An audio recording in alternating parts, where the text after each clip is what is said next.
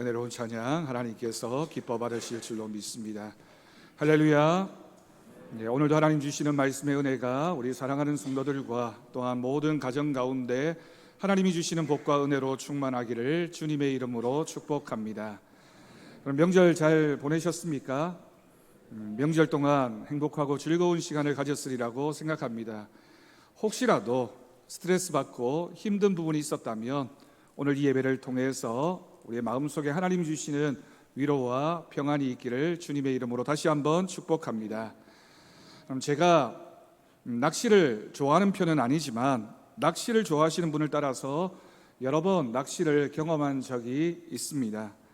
미끼를 끼우고 낚시 바늘을 바닷속으로 던지거나 내립니다. 재미있는 것은 일단 낚시를 시작하게 되면 낚시를 좋아하지 않는 사람이든 좋아하는 사람이든 한 마리만 낚고 나면 금방 낚시하는 재미에 빠져들게 됩니다. 언젠가 주일 사역을 마치고 교육자들 전체가 늦은 오후에 대구에서 여러 교육자들과 함께 목포에 갈치를 잡으러 간 적이 있었습니다. 지금은 88 고속도로가 확장도 되고 넓어져서 다니기에 편리한 길이지만 지금으로부터 15년 전의 일이니 그때는 길도 굉장히 좁고 속도를 낼 수 없는 그런 상황이었습니다. 밤늦게 목포에 도착해서 간단하게 저녁을 먹고 육지에서 조금 떨어진 바지선 위에 올라가서는 밤 10시부터 갈치를 잡기 위해서 낚시를 하기 시작했습니다. 저를 비롯해서 함께 갔던 교역자들이 대부분 낚시의 초보자들이다 보니 낚시 도구도 변변찮고 욕실에 가면 앉는 그 플라스틱 의자 조그만 거 위에 앉아서는 바다의 밤 풍경이나 감상하자는 생각으로 낚시를 시작했습니다. 제가 부산 출신이다 보니 바다를 좋아해서 그래도 바다 보는 재미는 있을 것이다 라는 생각으로 낚시를 시작했는데, 그런데 잠시 후에 갈치가 막 잡히기를 시작하는 겁니다. 잡혀도 정말 너무 잡히는 날이었습니다. 나중에 물으니 늘 그렇게 잡히는 것도 아닌데 그날은 그렇게 많이 잡히는 날이었습니다.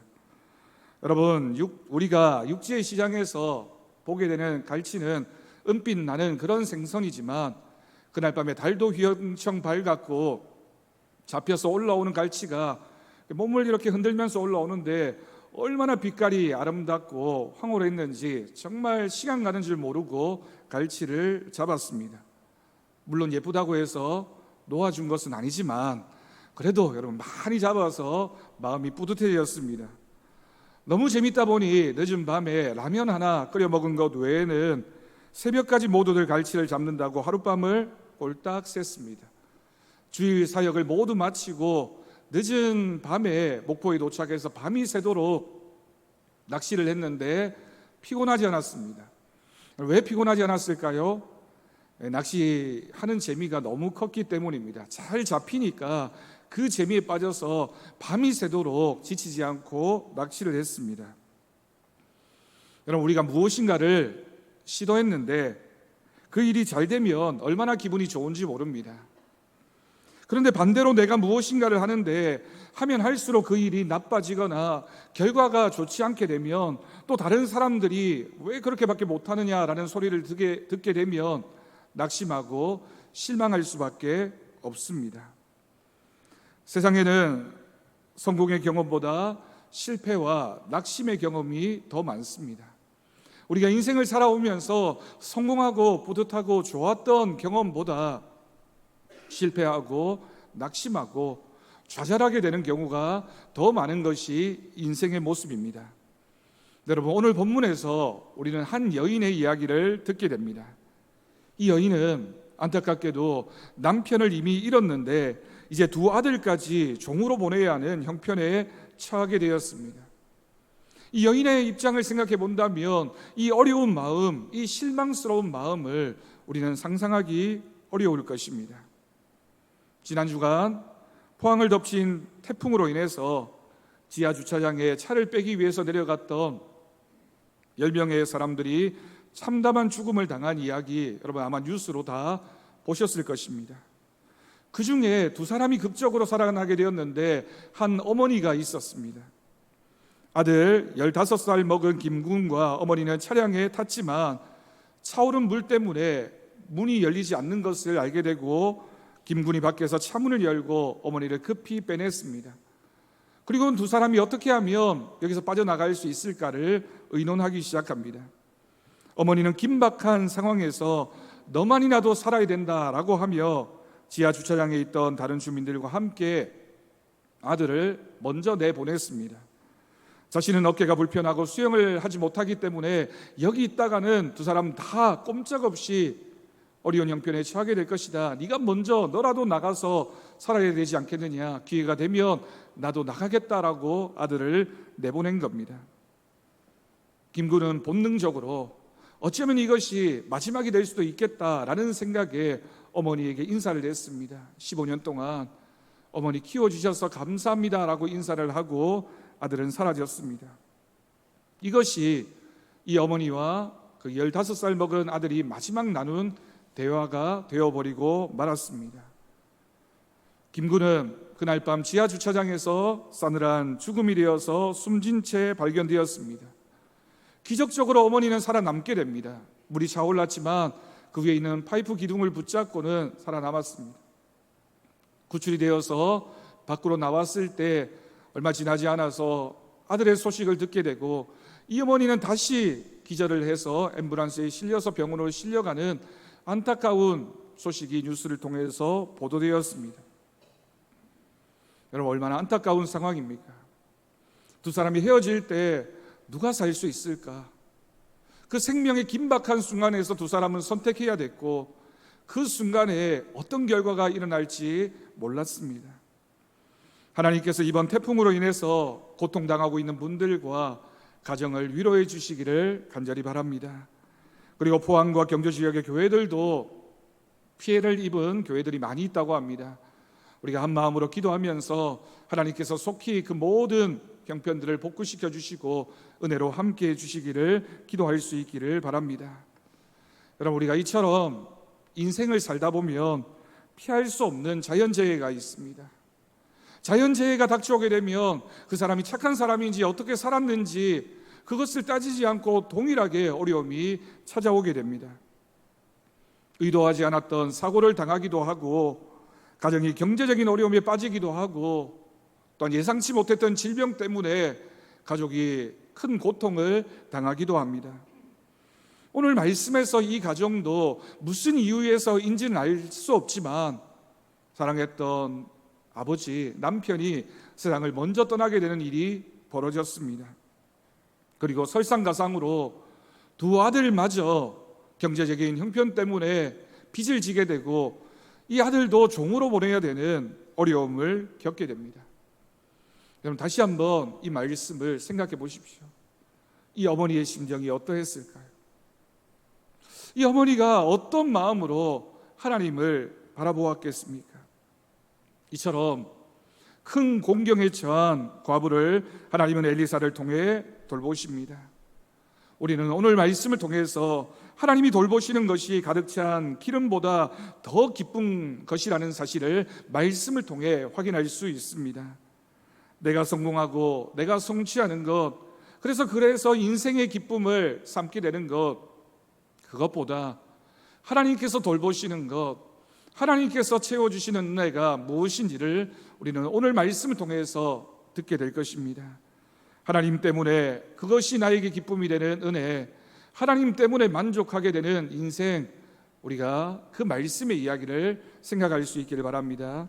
오늘 말씀을 자세히 살펴봅니다. 먼저 한 과부가 엘리사를 찾아왔고 도움을 요청했습니다. 엘리사가 들어보니 그 사연이 너무나도 딱하고 안타까운 이야기였습니다. 그녀의 남편은 자신도 잘 알고 있었던 자신의 제자였습니다. 하나님의 종이고 하나님의 선지자였던 엘리사의 제자였지만 이미 죽었고 이제는 빚을 갚지 못해서 두 아들까지도 종으로 보내야 되는 그런 형편 가운데 있다는 사실을 듣게 된 겁니다. 눈물을 흘리면서 낙한 처지를 호소하는 과부의 이야기를 듣고 엘리사는 자신이 무엇을 해줄 수 있는지를 이 여인에게 물었습니다. 그런데 여러분, 여기서 우리가 깊이 생각해 보아야 될 한 가지 사실이 있습니다. 이 여인이 지금 너무나도 어려운 처지와 형편 가운데 있지만, 정말 모든 것이 막연하고 감당할 수 없는 슬픔 가운데 있지만, 이 여인이 귀한 선택 한 가지를 했다라고 하는 겁니다. 여러분, 그 선택이 무엇일까요? 그것은 그녀가 이 상황 가운데 절망하거나 낙심하지 않고 자신을 도울 엘리사를 찾아왔던 것입니다. 자신을 도와줄 수 있는 사람이 누구인지를 알았기 때문에 엘리사를 찾아와서는 자신의 형편을 고백하면서 하나님의 선지자에게 도움을 요청하고 있습니다.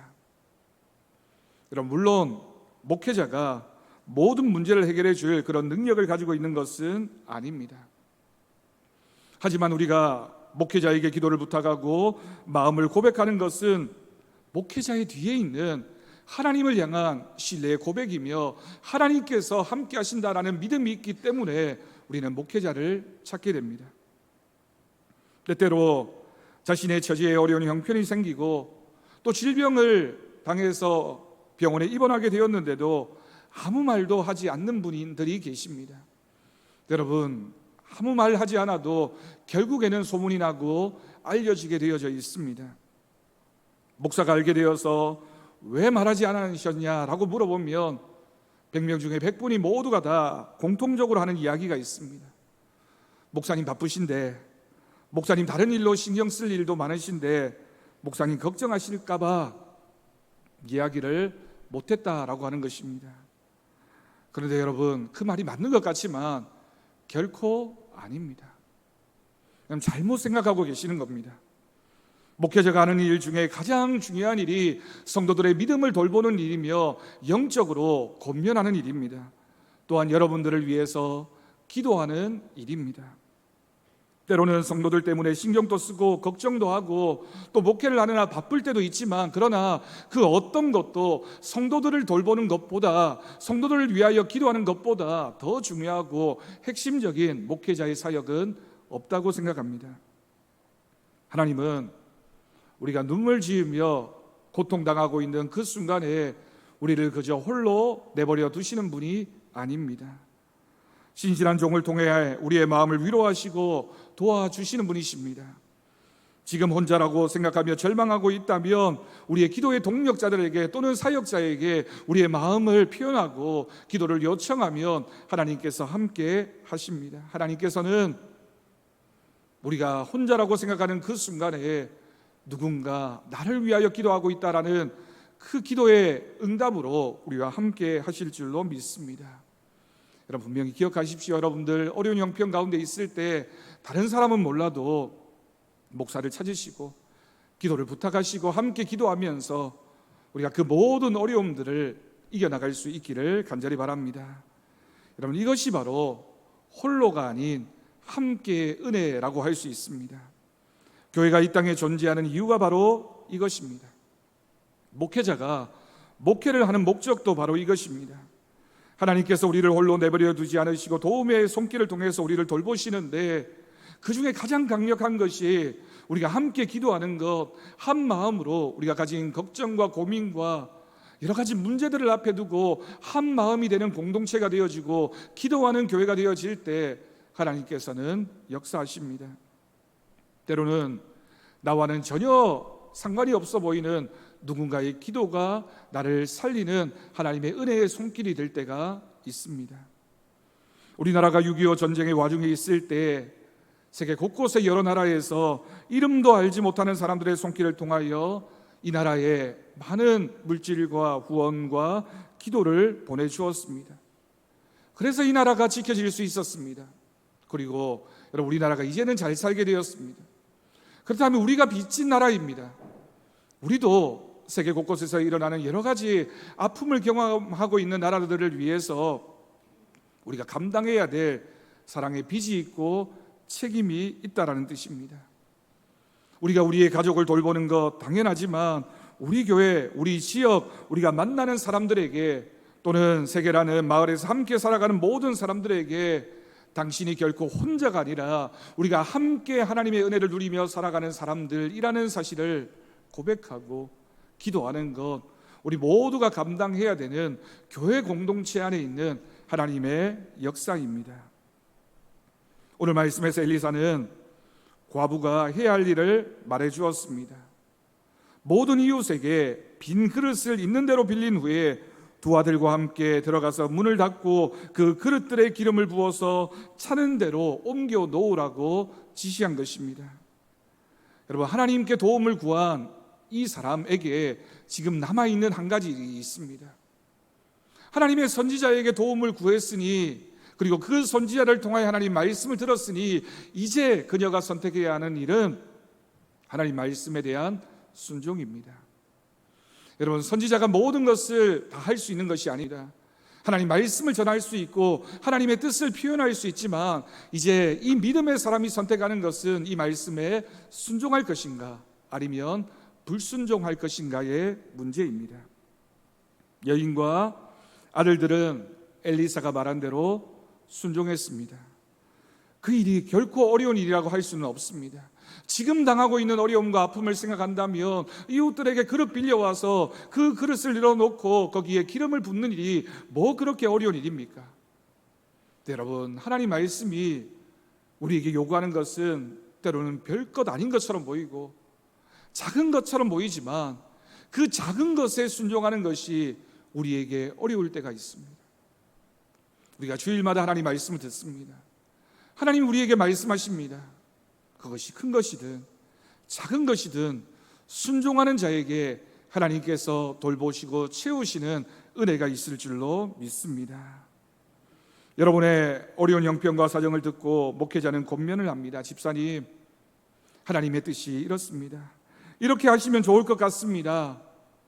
여러분, 세상적인 일에야 목회자가 비전문가이지만 영적인 부분에서는 그 권면을 통하여 성도가 하나님 앞에서 살아갈 수 있도록, 하나님 안에서 회복될 수 있도록 영적인 권면을 합니다.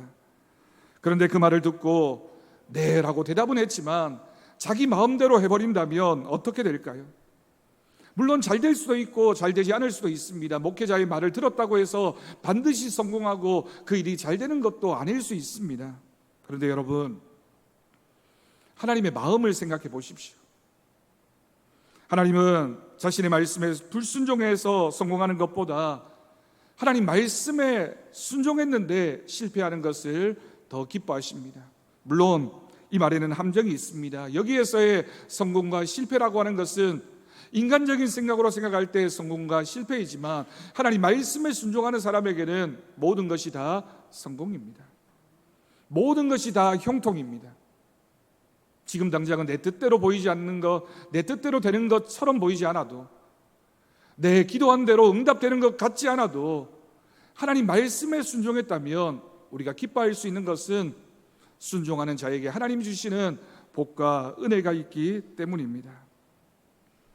하나님 앞에서 믿음으로 살아가는 사람은 하나님 편에 서는 것이며 하나님 말씀에 그것이 작든 크든 순종하는 모습입니다. 순종했는데 만약 실패했다면 여러분 기뻐하십시오. 하나님이 결코 외면하지 않으십니다. 하나님께서 반드시 책임져 주실 줄로 믿습니다. 아니, 내가 지금 실패라고 생각하는 그것이 결국 하나님 안에서는 성공의 길이며 하나님이 기뻐하시는 믿음의 결과들을 반드시 만들어낼 줄로 믿습니다. 하나님이 하신 말씀에 우리는 우리 자신의 염려와 생각과 감정을 내려놓고 순종해야 합니다. 하나님이 지금 우리에게 순종하라고 말씀하시는 명령이 무엇인지 여러분 생각해 보십시오. 그 명령이 어떤 명령이든지 작든지 크든지 어렵든지 쉽든지 그 말씀에 순종하는 사람은 놀라운 기적을 체험할 수 있습니다. 하나님 앞에서의 순종이 기적을 만들어내는 열쇠가 되어진다는 사실, 여러분 꼭 기억할 수 있기를 주님의 이름으로 권면합니다. 마지막으로 빌려온 모든 그릇에 기름이 가득 차는 일이 벌어지게 됩니다. 이 가정이 순종하게 되자 빈 그릇마다 기름이 채워지는 놀라운 기적이 일어났던 것입니다.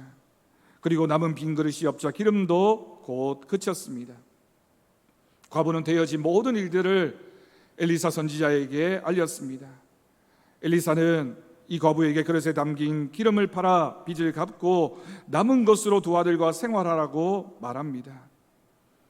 여러분, 우리가 하나님의 도움을 구하고 그분의 역사를 경험하기를 원한다면 그런 마음에 걸맞는 큰 믿음이 필요합니다.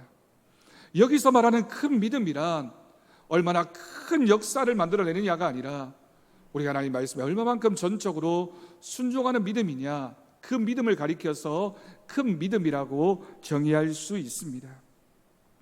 우리의 지적인 한계, 우리의 신체적인 한계, 우리의 환경적인 문제에 갇히지 말고 우리를 위해 역사하실 하나님을 절대적으로 기대하면서 순종하는 믿음이 바로 큰 믿음입니다.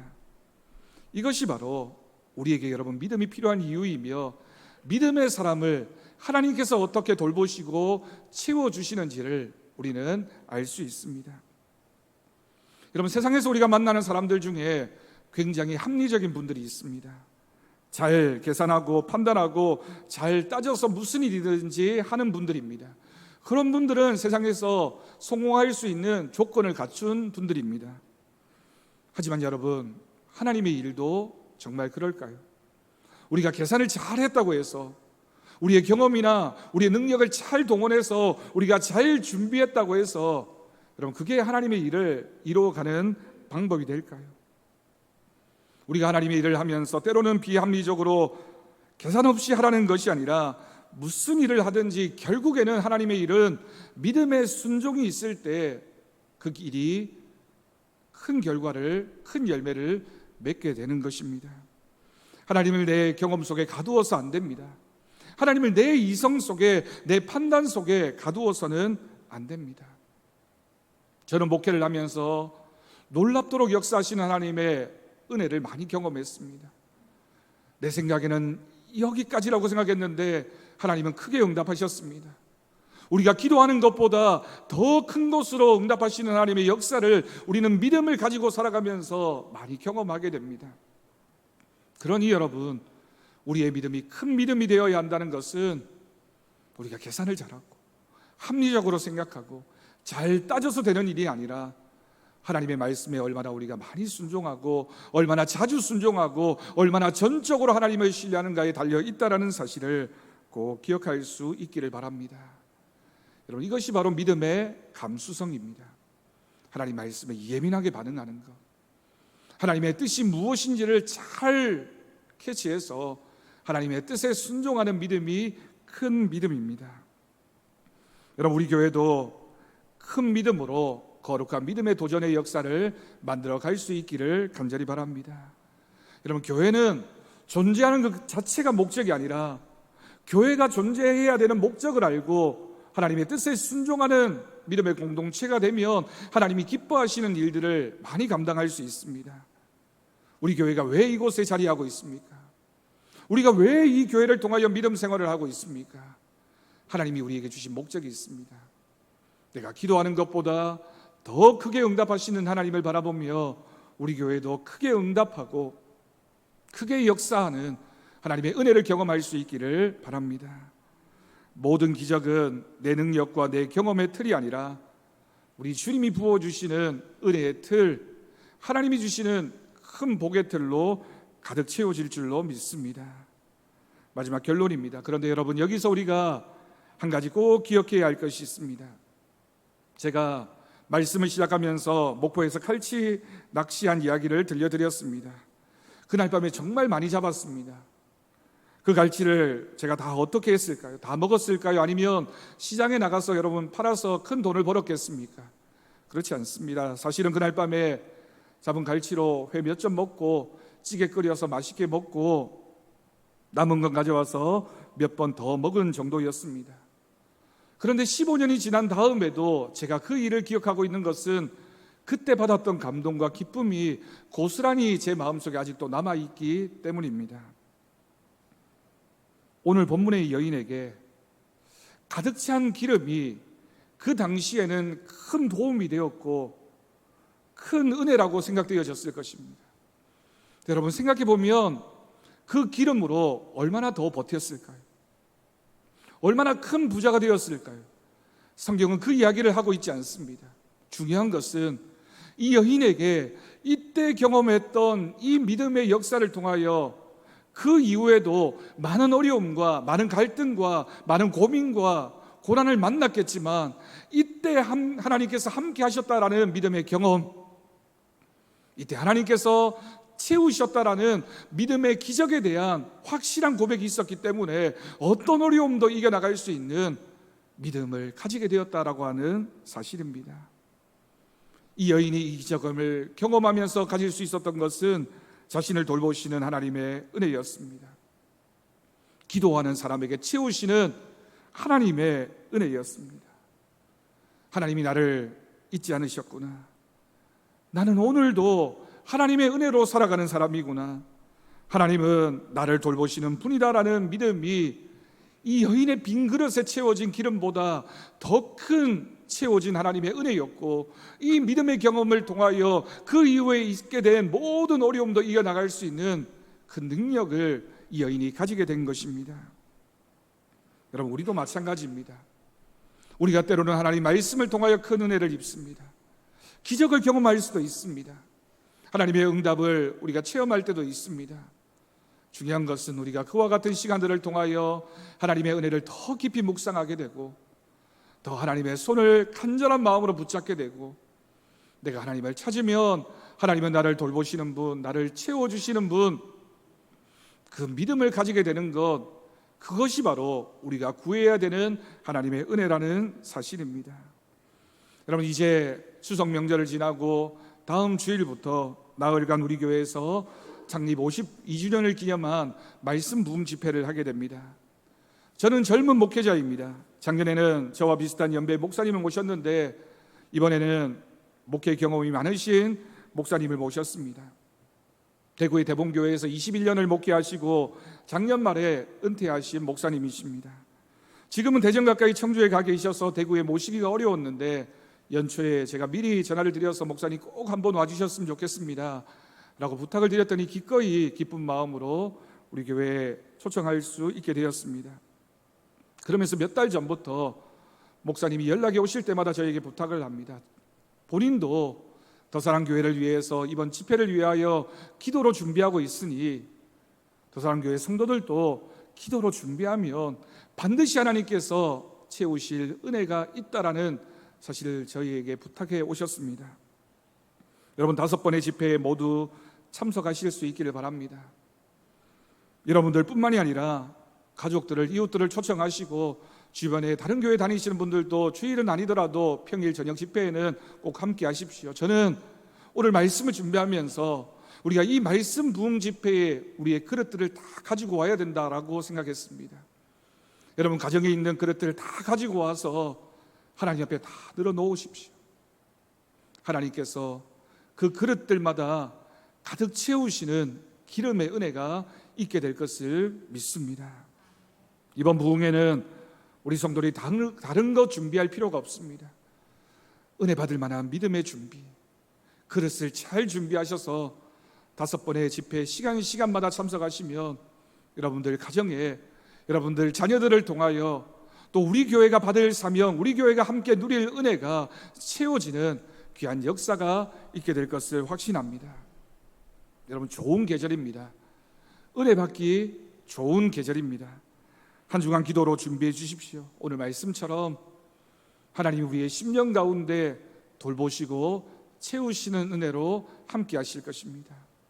그리고 우리가 이번 한 주간 기도로 잘 준비하고 말씀 부흥 집회에 참석하면 하나님께서 그 준비한 마음을 받으시고 기대하고 기다리며 기도하는 심령 가운데 돌보시고 채우시는 은혜로 함께하여 주실 것을 믿습니다.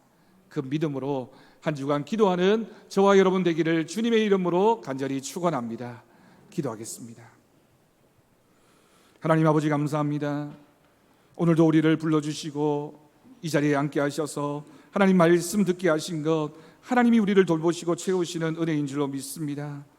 추석 명절을 지나며 바쁘게 이곳저곳을 오가며 또한 가족들과 함께 시간을 보내며 하나님, 우리가 잊지 말아야 할 하나님의 은혜, 하나님이 주시는 믿음에 대한, 말씀에 대한 순종의 자세를 갖추게 하여 주옵소서. 이번 한 주간 기도로 준비하게 하시고 그릇들을 잘 준비해서 다음 한 주간 하나님의 은혜를 풍성하게 누리는 우리 모두가 되게 주님이 역사하여 주옵소서. 감사드리옵고 예수님의 이름으로 기도드립니다. 아멘.